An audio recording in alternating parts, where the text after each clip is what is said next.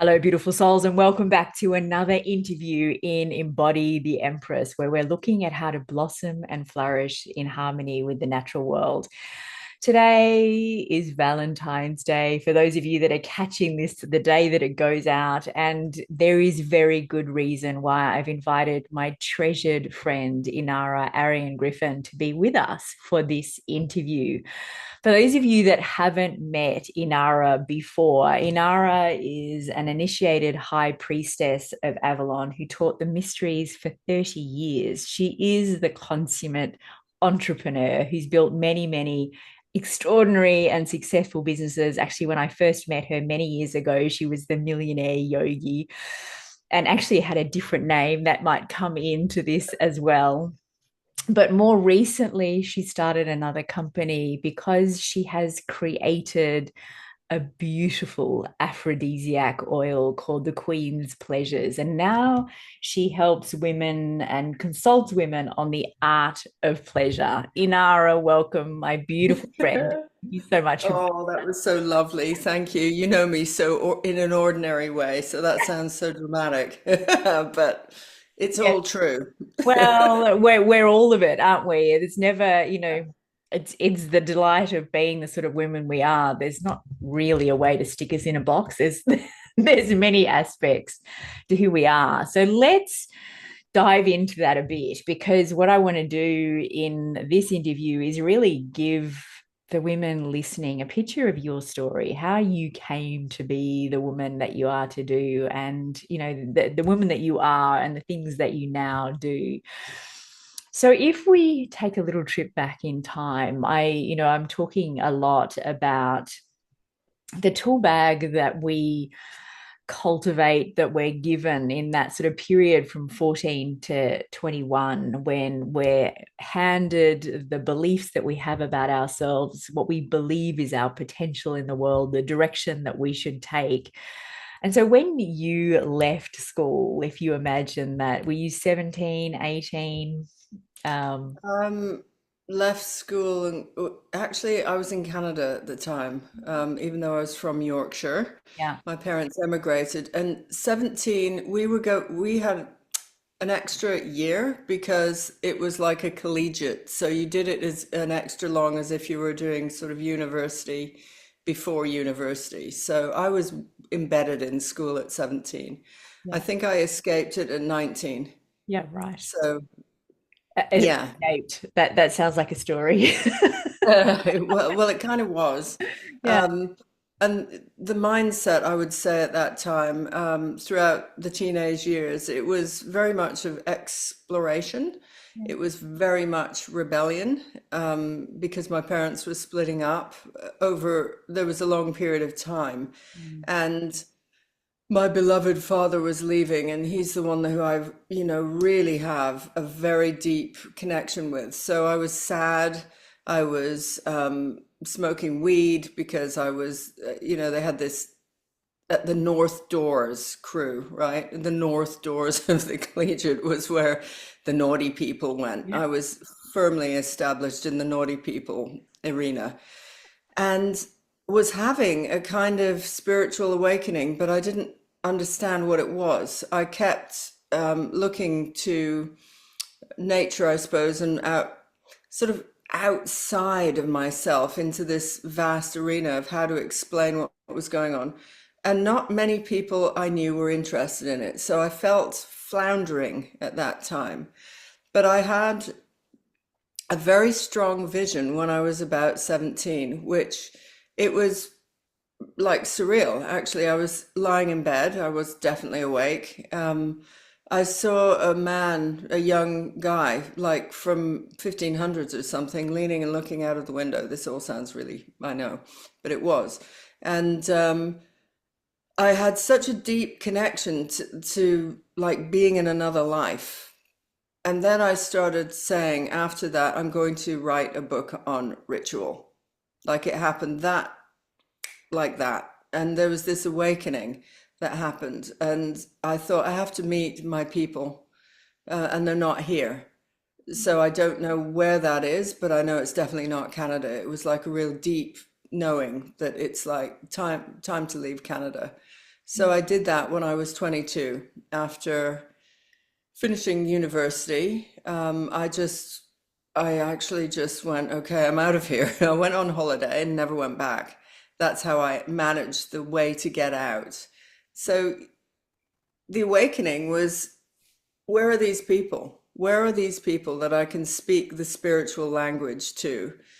I don't know what it connects to, this sort of vision that I saw. I've never been able to link that up, but it felt so familiar, like I was in a different place Yeah. and I was involved in ritual practice. And so I sought that. And I found it in London, actually. So it was like, yeah. I'm fascinated when, like by I love your connection to spirit and intuition, and like all of that was so present in your life from such an early time.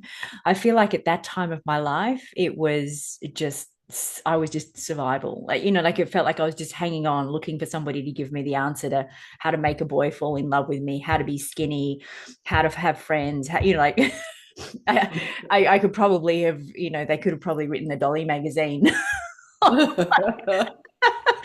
It's no depth is what I'm trying to say in a really funky, clunky way. Is I don't feel like I had an ounce of depth to my personality at that age at all. And yet you have this depth. It's like this old soul that was living in a young body, and I'm fascinated by that. I've got a child who's like that, so I have a picture of it, but I'm fascinated by it.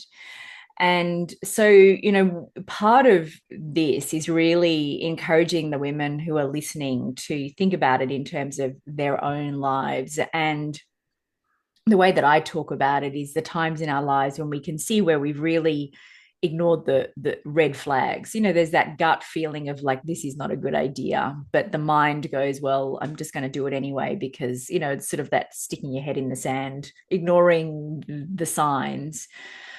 And it's interesting, you and I are going to be talking about The Alchemist in our Wise Women Stories podcast. And, they talk about omens and signs and all of these things that have, it's just ancient wisdom that it exists.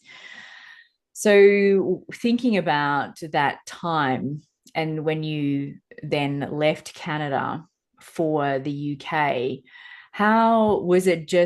Was it something that made no logical sense, but it was just a gut feeling that got you going? Yeah, and it's happened multiple times in my life at key moments. I think we've talked about this before, but I'm very good at understanding endings.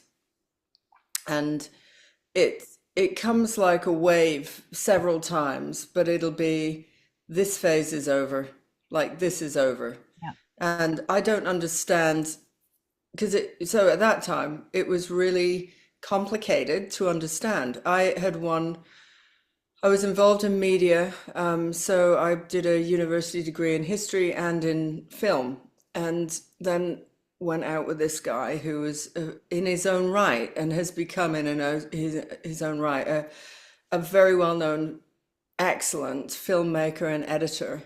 And Mm. I was shooting films with him. And Robert Kennedy, you're out there.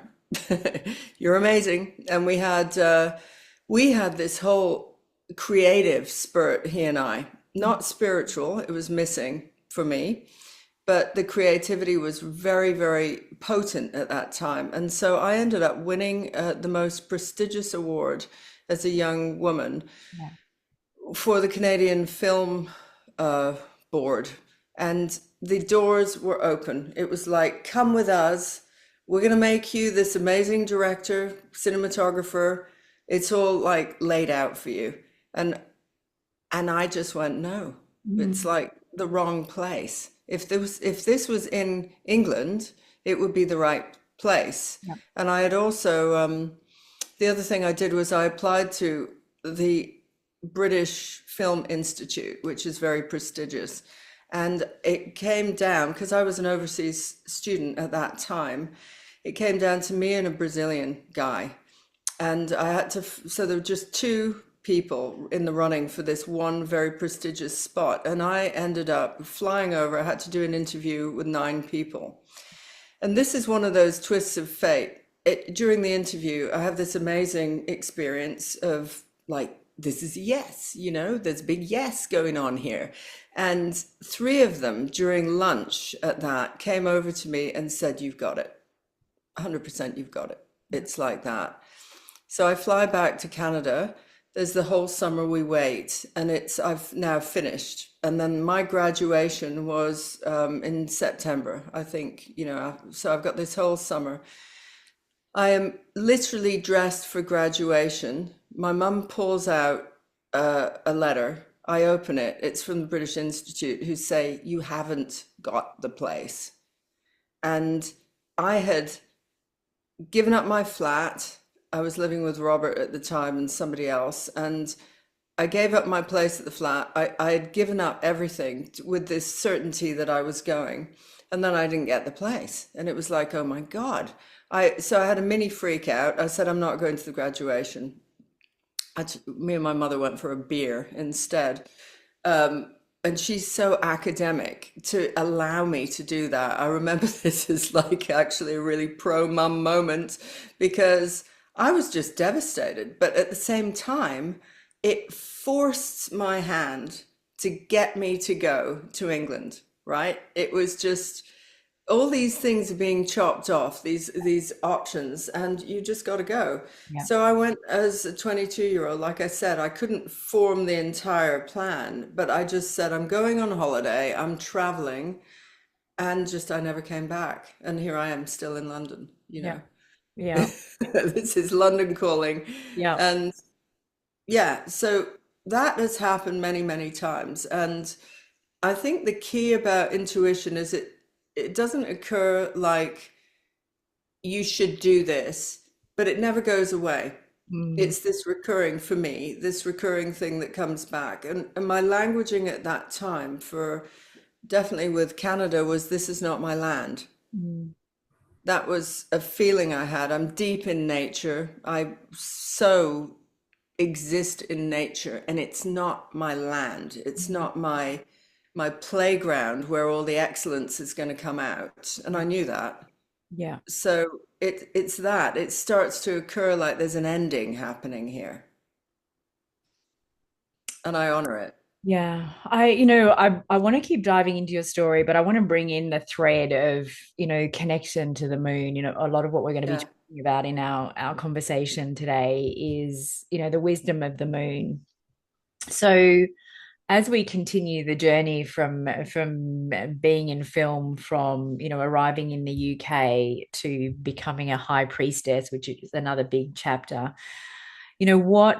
where did your relationship with the moon and starting to follow the moon cycles begin? Do you remember?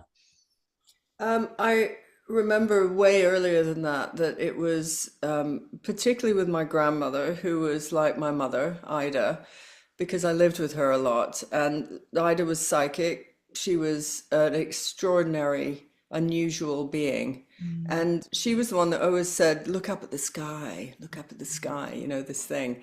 And I just remember lunar moments with her, that we had this real deep connection as granddaughter and grandma. And so I do remember it in Yorkshire, actually, when I was living in Yorkshire, tapping deeply into nature. What happened with Canada was, it was like pulling out a plug for me. I was somehow not tapped into nature. And also, the guys I went out with at that time, none of them were into spirituality at all.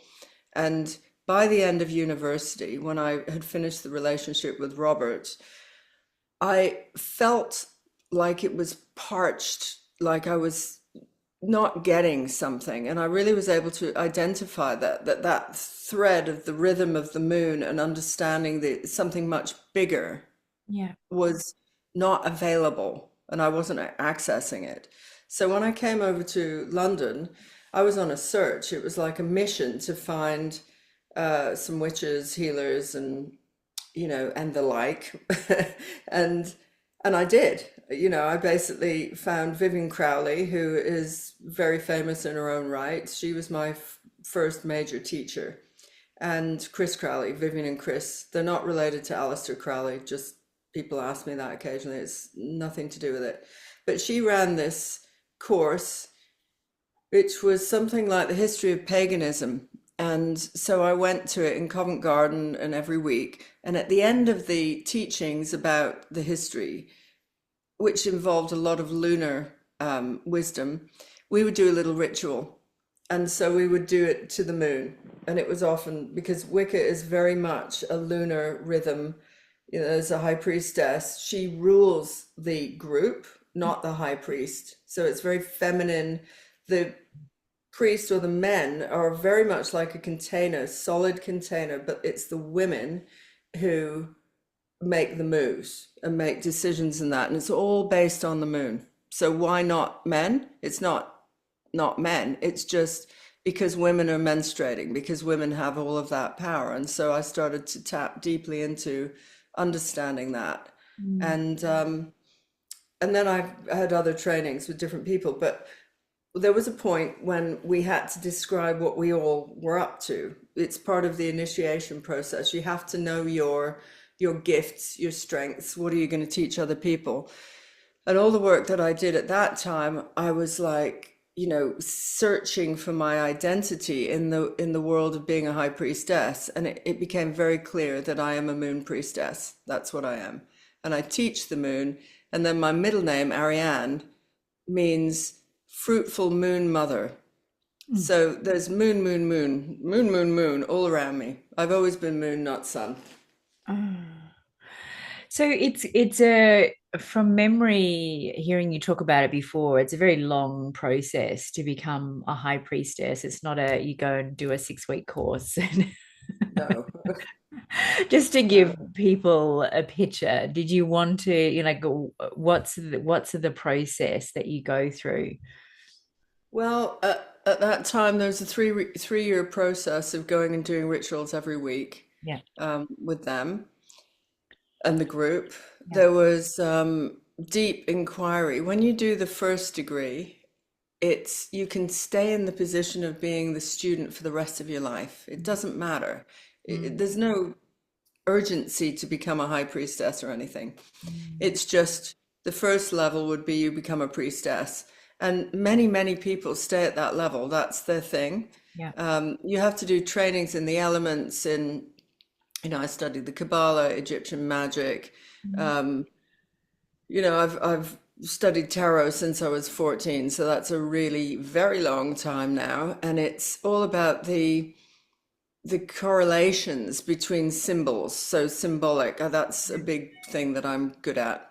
Yeah. And but you have to take yourself on. And when you are a baby witch, I would say, or a priestess, you basically have a relationship with the elder Yeah. woman, and you are like the daughter. So that's the relationship, mother-daughter.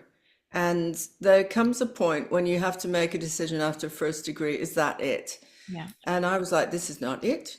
There's another calling. And then you follow. The first path is all connected to goddess, because in Wicca, it's very much God, goddess. And for me, who was not a Christian and not brought up to be one, I have an atheist mother Mm. who's a doctor. Then I've got the family who are both Catholic and Catholic Irish and Scottish Protestants, right? Merging together. Yeah. It was a weird blend. And then the whole family are sailors as well. So they would go off to exotic places and bring back things like incense and whatever. Mm. And I connected in on that. And so did my father. So I wasn't a church going person. I'd get taken occasionally, but Yeah. I couldn't find the context for all of this because it was the deep spirituality, not the organized religion aspect that turned me on. So there comes a point when you've got to decide, is this enough? And it wasn't enough for me to Mm. stay at level one. So Mm. the next level, you go on the God path, which is the God, all the symbols of the God around the wheel of the year that you would follow. It's much harder. It's because there's an austerity to this sort of God teachings, etc. And then you become a high priestess. But most of it is study, study, study, turn yourself inside out. People that are not the right fit, you have to let go of. Things that are not the calling, you have to let go of to be able to teach. And that's what high priestess means, really. It's just that you've chosen to become a teacher and you are of service. You have to teach. So, and in human design, this. I'm a 5-1. So the teaching thing is huge in me. Is of course I'm a teacher. That's what I'm going to be, Yeah. And a you leader. know, and a leader. Yeah. And you're an emotional authority. You talked about riding the wave of the, yeah, start to pick up all the bits. Um, so there's a couple of things that I wanted to ask. One is I know that there is an Empress in Kabbalah as well as tarot. Is there a difference? What is, in tarot, the Empress is the Earth Mother archetype. Is it the same in Kabbalah? Yeah, I mean, as a correspondent, it's interesting. Empress is not queen, right? It's different. And Empress runs a domain. Actually, what I would say she is more than anything is if you imagine the emperor out on the outskirts leading things, like also there's a sort of domination thing, right? The emperor dominates. He's number 4 in the tarot, so he really is structure, Yeah. straight foundations, foundations of finance, foundations of military. It's all that stuff. But the Empress isn't that. She's at home. She is in the courtyard. She is dealing with networking, is one of her biggest traits. She's a networker. She's pulling the strings of the domain by putting people together, by seeing what things connect. She's also incredibly fertile, fruitful. So she's got a huge piece to do with sexuality. Sacral chakra would be Empress because it's sex and creativity, sexuality, sensuality, creativity. You can't have one without the other. So when you get that going in you, you will be incredibly creative. And that means also the fertility piece is there. She can bear a lot of fruit. She can bear a lot of children. Mm. So, but it's very similar. Empress is just not queen. It's just not queen. It's a different realm. Yeah. It would be a slightly more intimate realm, I would say. Mm.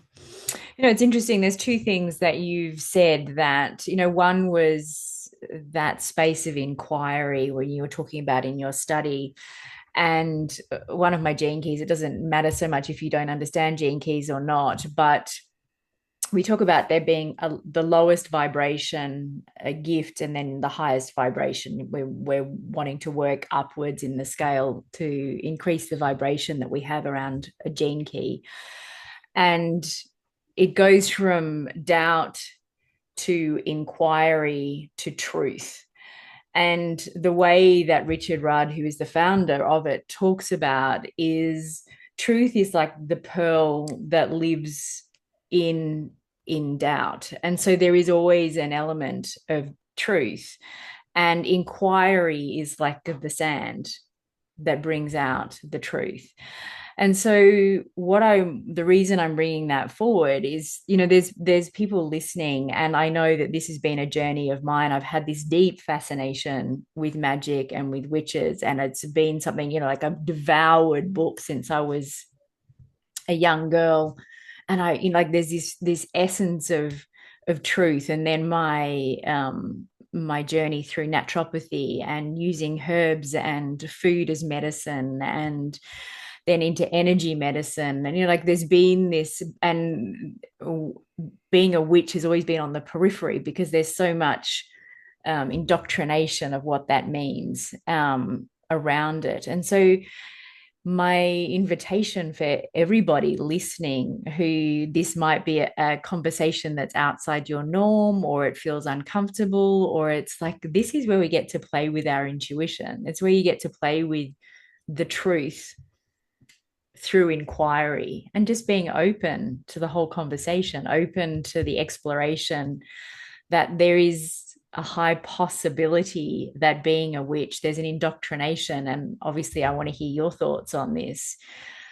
But how or why or where do we start to peel back? Why was it that there was so much fear indoctrinated in people globally around being a witch? Well, you got to flip it. It's not about the witch, it's about women. Yeah. It was mass misogyny. And if you want a scapegoat, I mean, we could go, I know the history of this, so we can go all the way back Yeah. thousands of years. There was a point when women were priestesses Mm. and they were actually completely revered. And you see that in many cultures, Babylonian, Roman, Egyptian, Greek, blah, blah, blah, blah. And all the indigenous, they had a huge reverence for women. I can't imagine what it must have been like, the turning of those tables, but I imagine it was similar to a moment like where First Nation in the Americas or Canada, they had prophetic people who knew that something was coming, and Yeah. it was like the white is coming, da da da, and I have a feeling it was pretty much like that. There is something coming.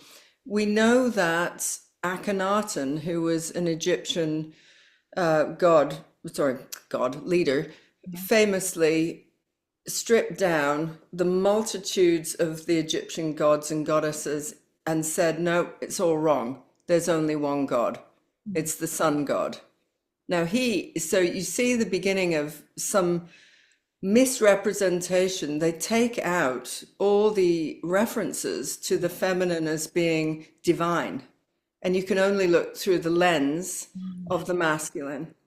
And so there was the coming of that. You see it with Christianity, the distortions of what that means. And actually, this would take about 5 hours for me to explain. But Son of God, S-O-N, was actually like there's 14 other cultures who've got a Christian exact story, but it's S-U-N. It's the sun. When you start only focusing on the sun, and you see this in tarot, that the moon should be feminine straight up. It should be masculine sun, feminine moon. But what you notice is that in the feminine, there's distortion of teachings, and it's like, ooh, there's hidden activity. Ooh, you can't see clearly, with the moon. The sun, however, is really clear and everything, it's all powerful and we know what's going on. But the moon, that still exists in tarot. I can see the misogyny throughout it. So there was this formation of people starting to look to one God and it being solar. That's the beginning of it. And then you start to see how it rolls out. But there's a big piece of it, which is a fear of the power of women to give birth, that they are actually the ultimate power. Yeah. Because a man can't give birth. And at that time, sometime in the, history of the Dark Ages, they didn't even know that it was through intercourse that sex made a baby. They didn't even know that. So they knew that women produced the baby because that was actual fact, but they didn't see the relationship necessarily with the man being that cause, right? So there's this whole piece which starts to evolve, which by 1485, there is this hideous book called the Malus Maleficarum, and it was written by German priests who are the most distorted, and they literally say, it's a book of how to find a witch and what to do with her and how to, corrupt her, find her, destroy her, and all of this. And it's written by, God's chosen people, etc. It's just like how to create the, what are those guys? The Inquisition. It's like that's who it is. So it's got torture, it's got everything that you can do to women's power to get rid of it because they're suspicious They don't. So, it's like so freaking deep.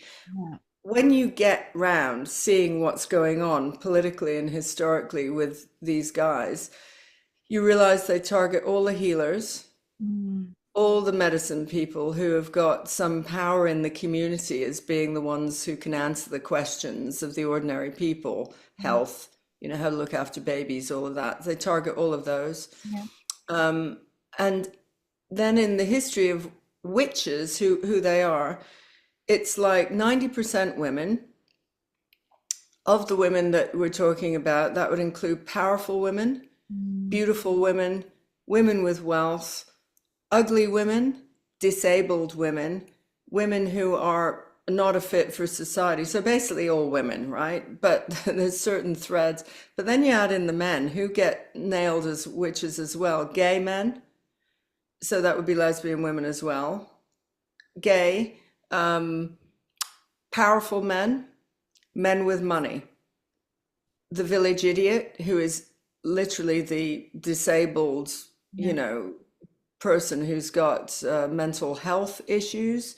So men get it too, Mm. but you can see it's pawns, how to move people out of power. It's all about power so that they can get them. So it's the easiest way is just to call these wealthy men like you're a witch too.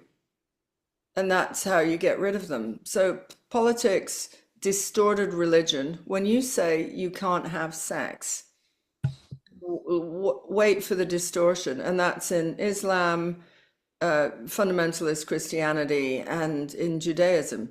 Mm. So, now we've got all the priests who are like fiddling with little kids and boys, particularly.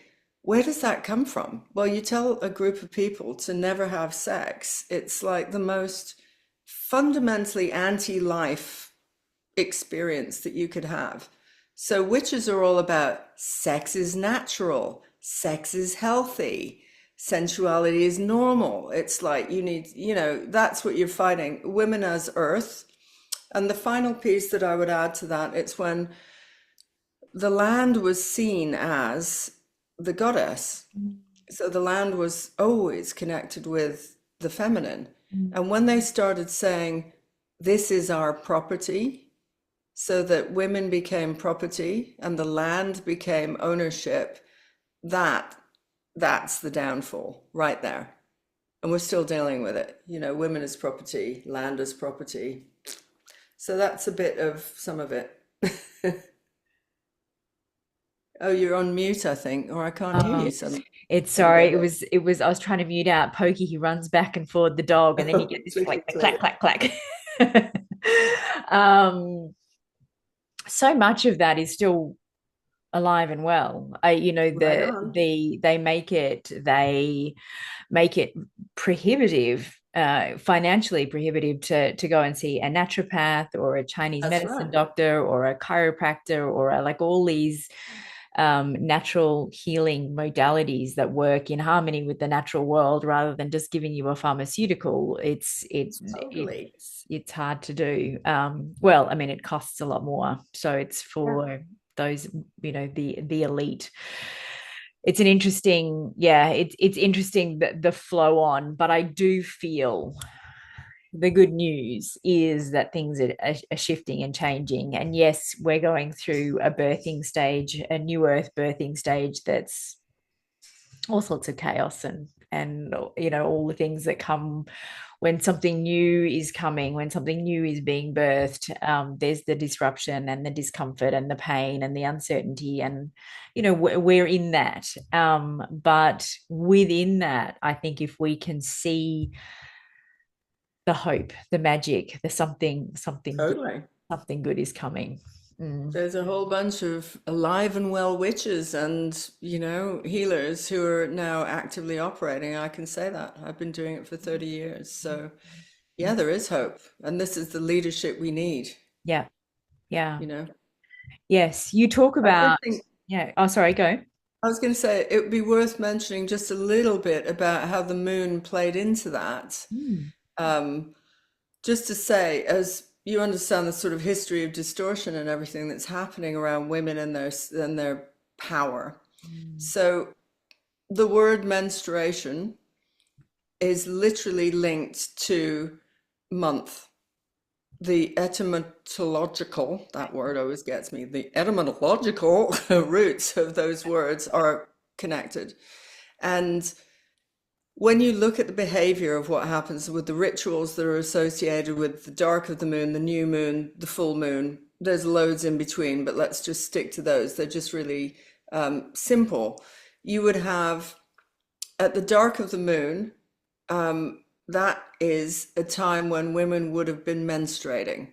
When there were no lights, except, natural nature lights, women in tribes all bled together.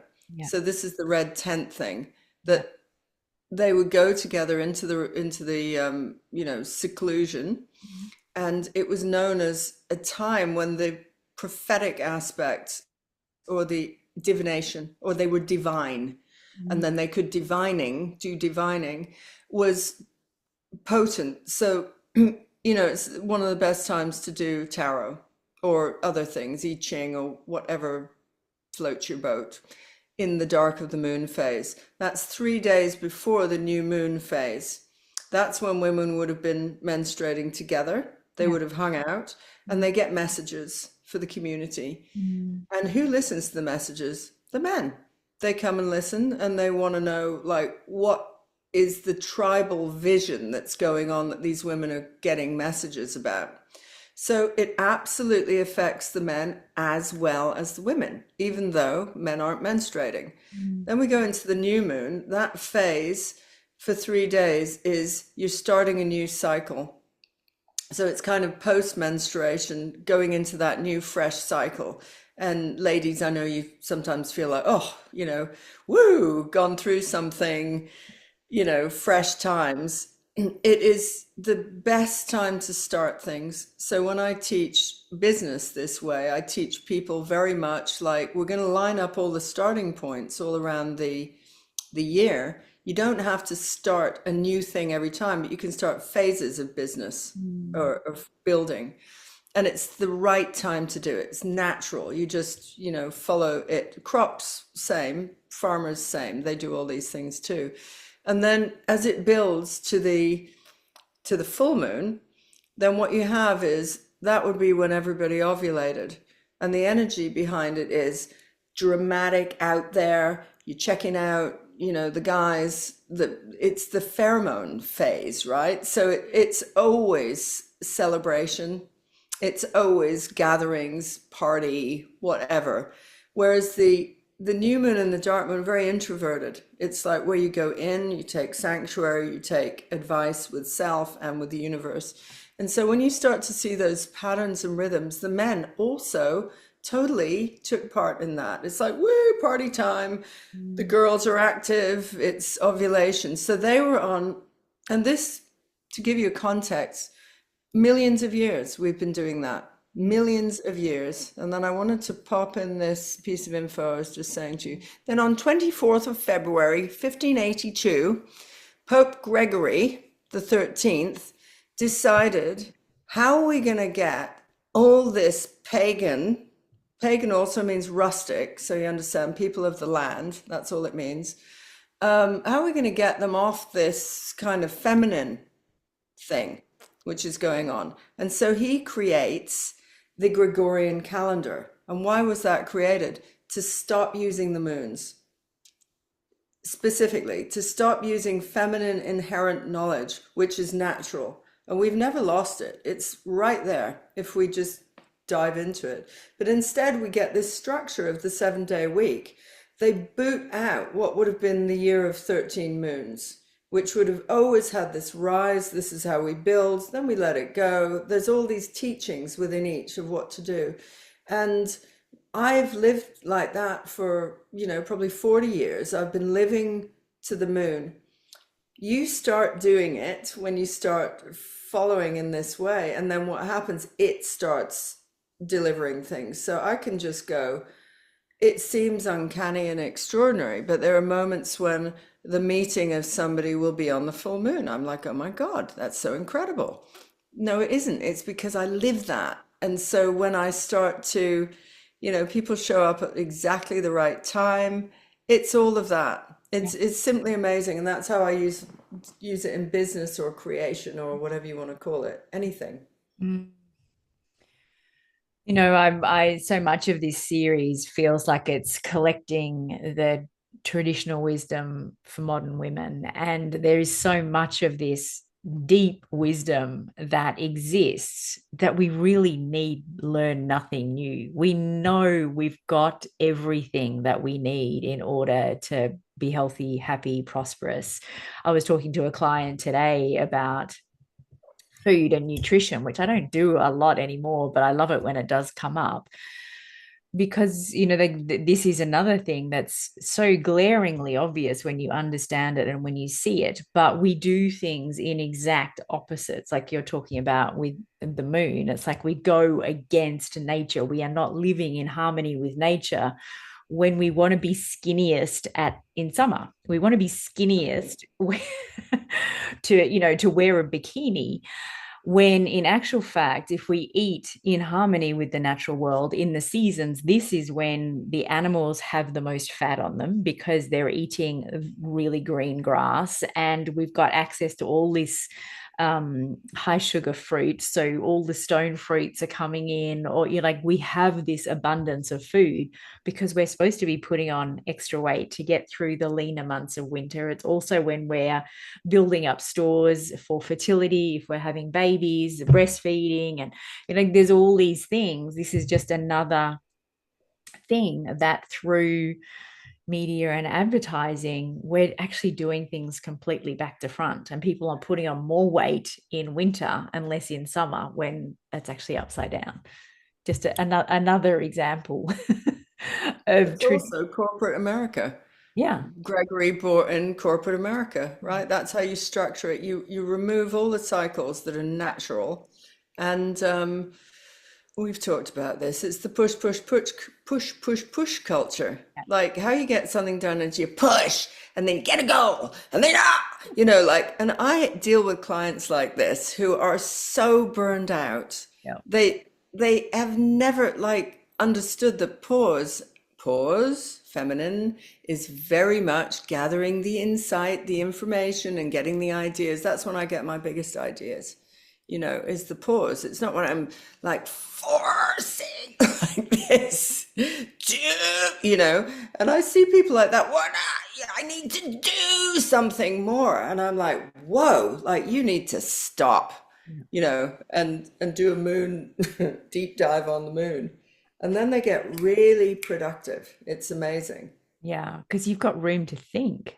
You're not Yeah, jamming everything in. I call it mental obesity, because it's just like so yeah. much going in. If we just have that room for stillness, room for quiet, room to It's the same with men.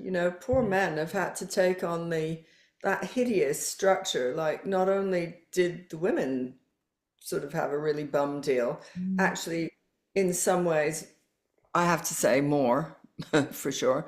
But the men, it's like you don't get to see your kids, you work all day, Mm. you're expected to handle every piece of finance, you are the provider. Mm. What a bummer. Like you're never allowed to sort of come home early and be with your children, and Yeah, it's just so warped. yeah, yeah. Yeah. Yes.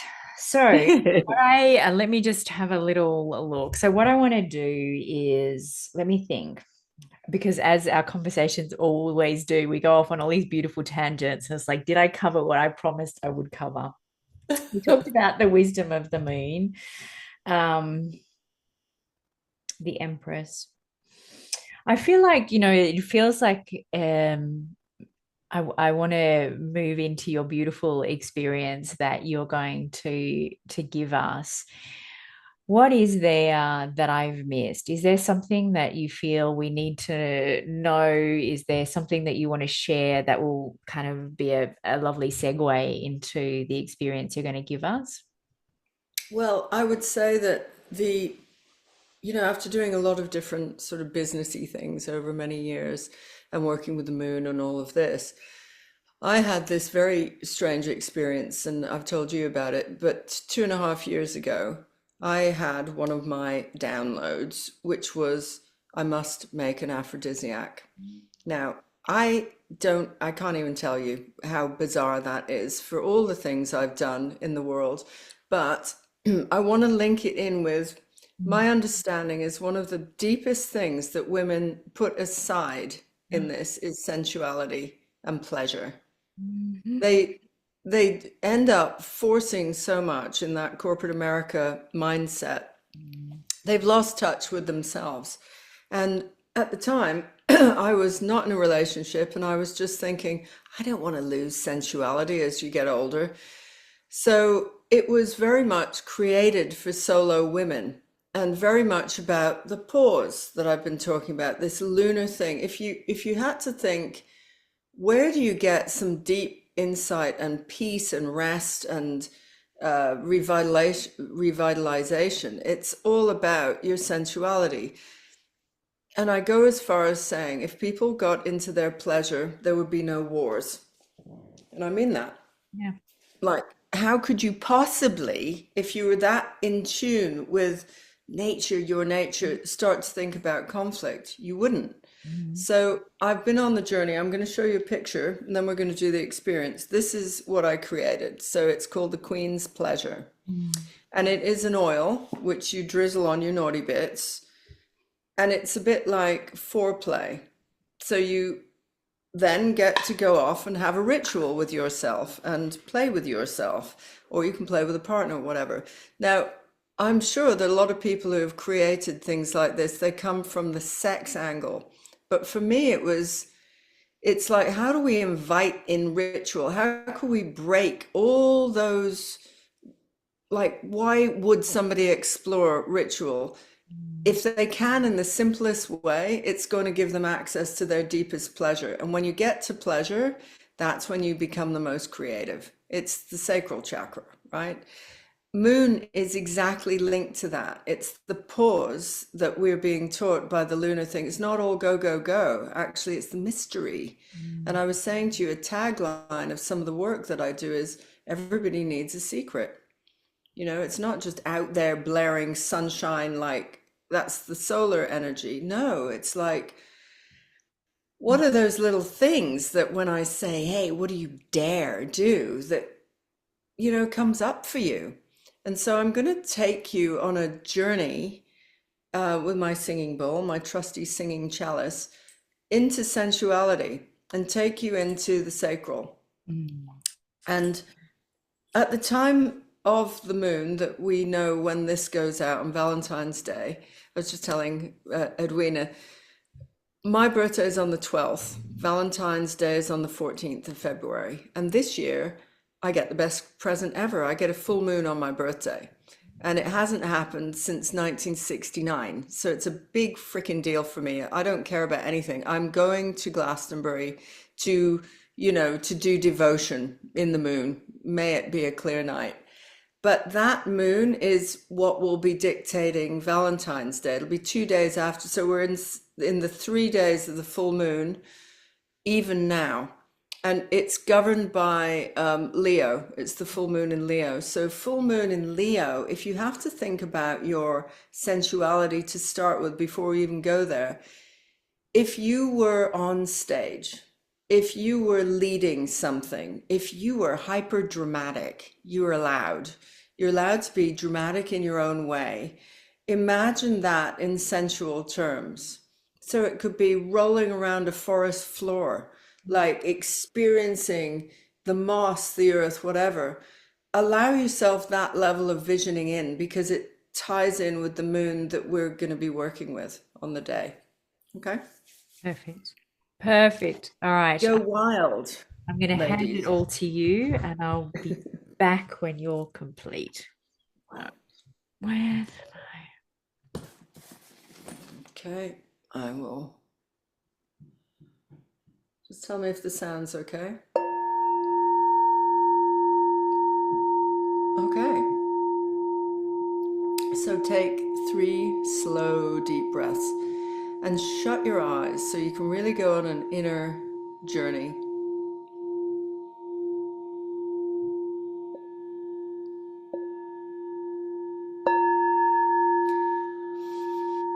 And as you continue to breathe, allow your body to soften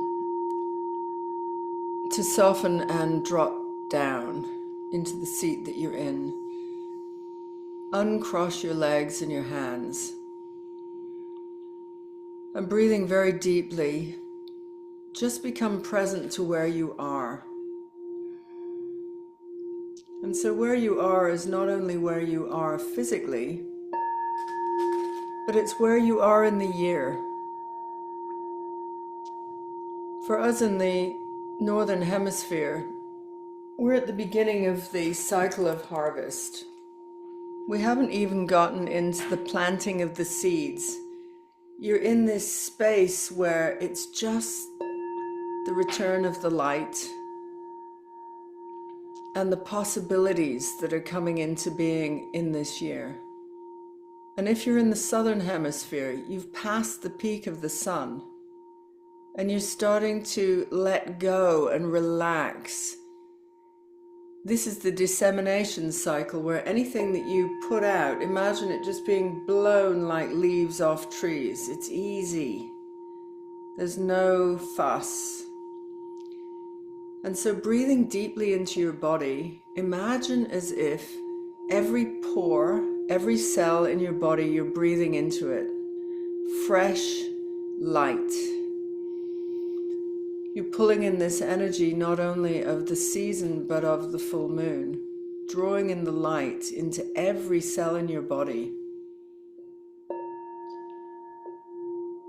And imagine breathing through the back of your heart, through the soles of your feet, through the crown of your head, through your third eye. This force of breath is just coming in like fresh winds, moving through your cells, clearing out anything unwanted, old energy.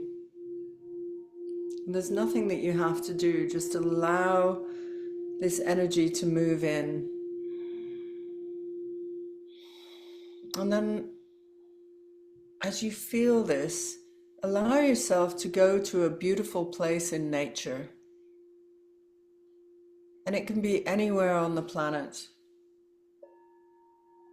Mountains, meadows, desert, ocean. Just feel into what your heart wants to experience and where would you like to go. And imagine that you are in the most beautiful place for you on earth.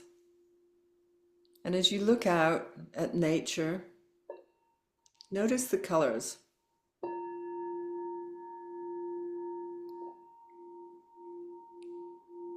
Notice the beautiful colors and breathe those into every cell of your body.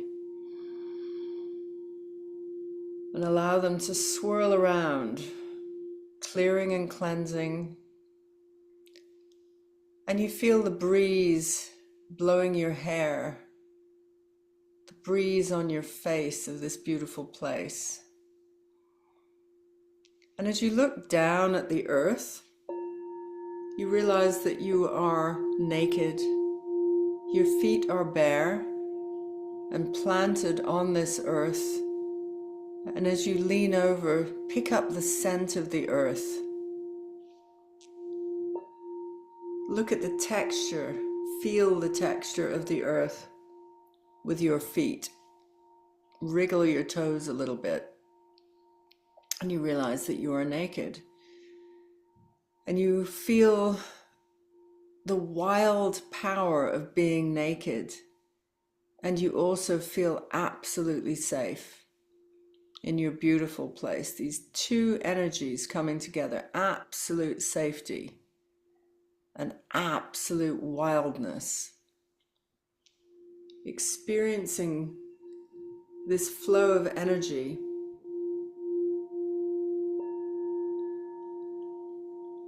Deep down in the sacral chakra, which is the lower belly.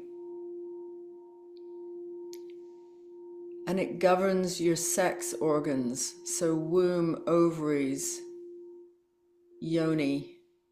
It governs all of that, and lower belly. Imagine a bright orange light starts to glow in this area.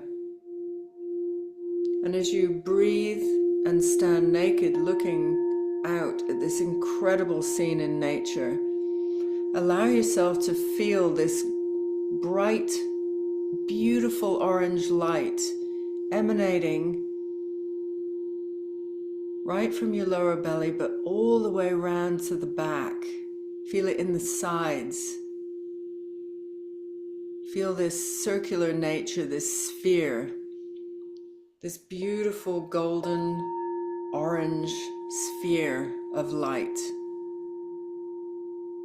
I'm breathing deeply into this area of deep creativity. As you breathe, you feel it expand. And with every breath, you start to feel this sphere starting to get bigger. And as it becomes bigger than you, you are now standing in a sphere of orange light, which has emanated all the way from your sacral center and into this beautiful orange sphere of light, which is now bigger than you. If you opened your arms out, you would feel the edge of this sphere of light. And into this place, this beautiful, sensual place, comes a desire.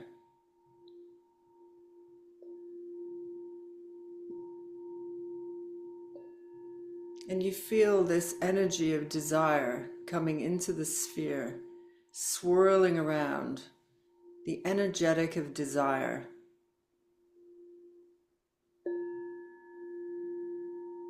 And desire doesn't have an outcome, it's just desire. You feel this uplift, as if your spirits are raised when you start feeling desire. And allow yourself to let desire swirl around through every cell in your body. Unlimited, never-ending, out to infinity desire.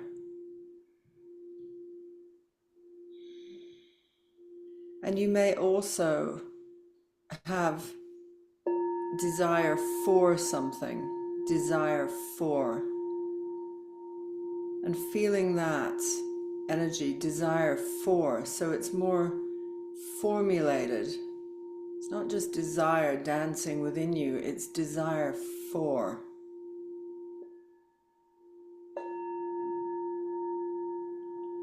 And then allowing yourself to follow the thread of desire, swirling in a clockwise direction, emanating from your womb space, circulating this beautiful orange desire flow, feeling it circling all the way through every pore, every cell in your body. And as it becomes desire for, feeling it now starting to have expression.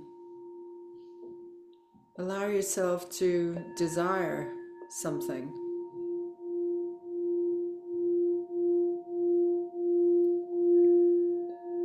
And as we are being governed by full moon in Leo, it may be desire for fame. It may be desire for the most erotic experience you've ever had. It may be desire for adventure. It may be desire for leadership. It may be desire for all of these things. And allow yourself to go there, completely uninhibited, expressed in your wildest wildness, and also with your safest feelings of safety to be wild.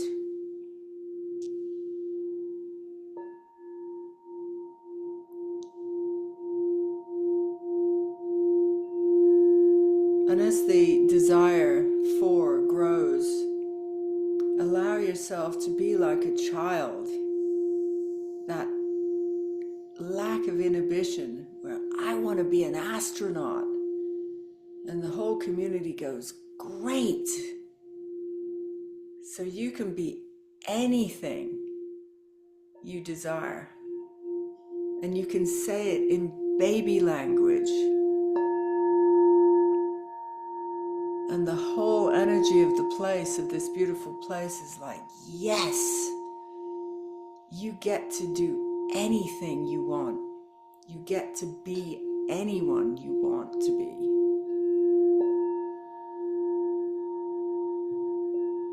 And feeling this energetic getting stronger, and as it becomes stronger, you feel it growing.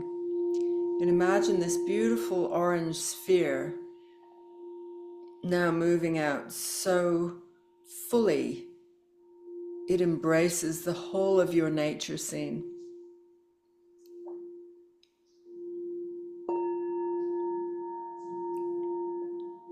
And then with 3 breaths, we're going to take 3 deep breaths. You can breathe out through your mouth. And another one of those, deep breath. Exhale. And another deep breath in. As you breathe out now, you're breathing that sphere out to infinity. Imagining it spreading effortlessly beyond the nature that you can see, beyond, beyond, beyond. Gone, gone, gone so far. That the whole of your expression has now filled the whole of your world. There is no separation.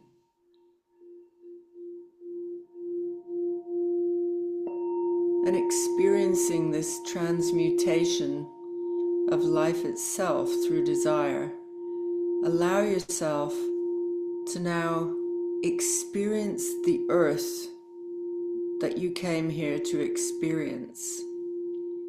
So seeing the nature scene, what would you like to do? Do you want to jump in muddy puddles? Do you want to roll around on the floor? Do you want to sky gaze? Do you want to run? Do you want to lay back on the earth? Whatever it is you desire, do this in your nature scene. Interact with nature. Are you tree hugging? Are you flowing off a waterfall? Are you picking up rocks, smoothing them in your hands? Are you pouring the water from a river down your body?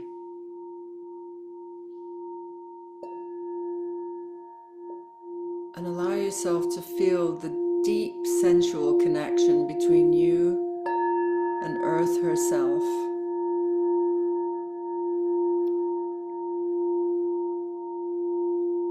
And then when you have fully expressed yourself, all those little desires that come out of big desires, then you go to a place of extreme beauty and allow yourself to sit, observing nature,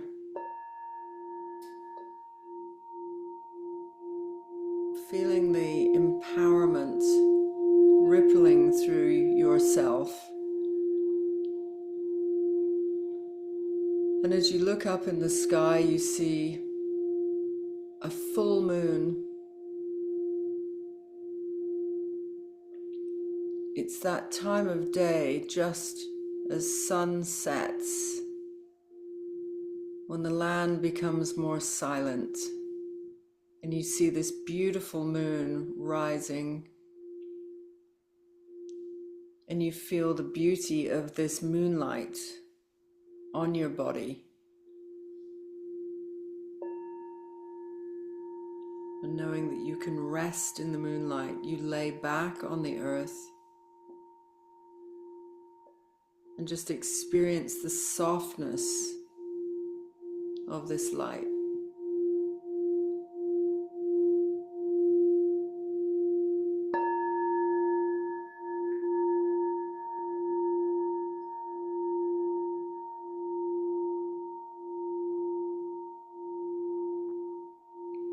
So now bringing your hands together, rubbing your hands together.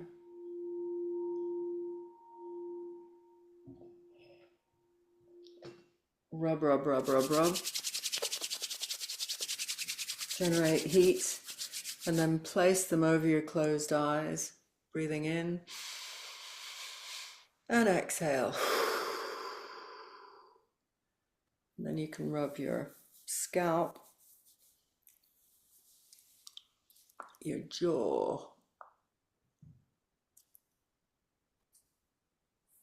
face, back of the neck, front of the throat, heart,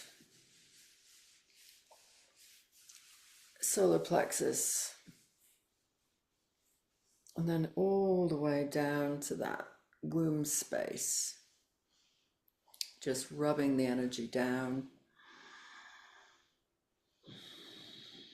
And then brushing down your legs. And coming into the space when you feel ready.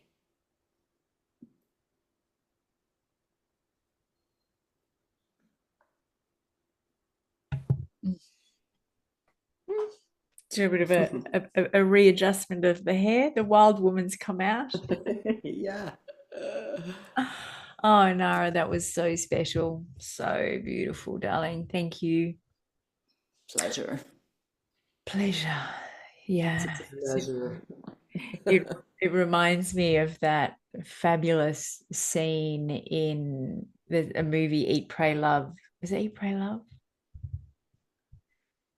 No, it's not Eat, Pray, Love. Oh my gosh, has it just gone out? You know, the Dolce Far Niente. It is. It's in when she's in Italy, and there's a scene, Dolce Far Niente, which is the sweet art of doing nothing. And the Italian men are saying, you know, you American women, you think you need to earn the right to relax and have pleasure. And we Italians, it's just, anyway, I'm not doing Yeah. it justice, but it's that feeling. If we don't need to earn the right to do this becomes part of the ritual of living in our everyday, of finding pleasure and sensuality and reconnecting to that. And the moon, the seasons, the cycles, our beautiful Mother Earth. Thank you so much. I believe you have a gift or a competition. There's something with the Yes, I'm going to do a competition where somebody gets to win this so that you can go and play. oh, And yeah, and we'll ship it to you worldwide. There's all the instructions on the website, so you can really look into it. I don't want to be that graphic here, but you know, you will learn and play. And it doesn't matter what age you are. These aphrodisiacs were created historically for queens. It was always the queens who got the best of the herbs. And so there were all these concoctions. And what this one is made of is it produces blood flow. So blood flow to parts that you would like them to feel something extra. And that's really what it's about. So it's called the Queen's Pleasure. The company is called the Queen's Pleasures because there will be many, but this is the Queen's Pleasure. So I want one of you to yes. play. I've got one final question for you. Just whatever feels like the right answer in the moment.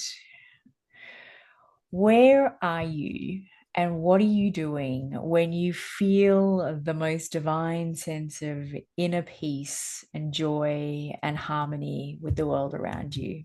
Where are you and what are you doing? For me, it's always the sunset. Ah, There is something about the light at that time as we move into the indigo night, yeah. but we're still in that. So it's late sunset, let's say. And either just literally staring into space, doing nothing on the sunset. I have extreme bliss from doing yoga. So if I'd have done a practice to lead to that moment, it would be meditating at that moment. That is my ecstasy. Perfection. Ah, thank Yeah. you so much, darling. This has been a beautiful conversation and an exquisite experience. And I just want to thank you. I know it was an early morning rise for you. So to do this for us was so generous. And It was dark and yes. it is not now. Yeah. All right, beautiful soul. Thank you so much. And for all of you tuning in, thank you so much for being with us. And I look forward to seeing you again soon. So much Thank you. love. Thank you. Thank you for having me. Bye for now.